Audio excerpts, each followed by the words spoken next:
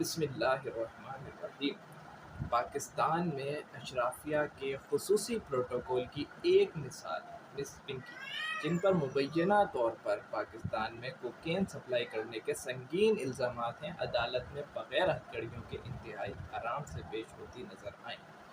اس ملک میں جہاں بزرگ شہریوں، اساتذہ، سیاسی کارکنوں اور اپوزیشن رہنماؤں کو ہتھکڑیاں لگا کر عدالت میں پیش کیا جاتا ہے، وہاں با اثر افراد کے ساتھ نرم رویہ اختیار کیا جاتا ہے۔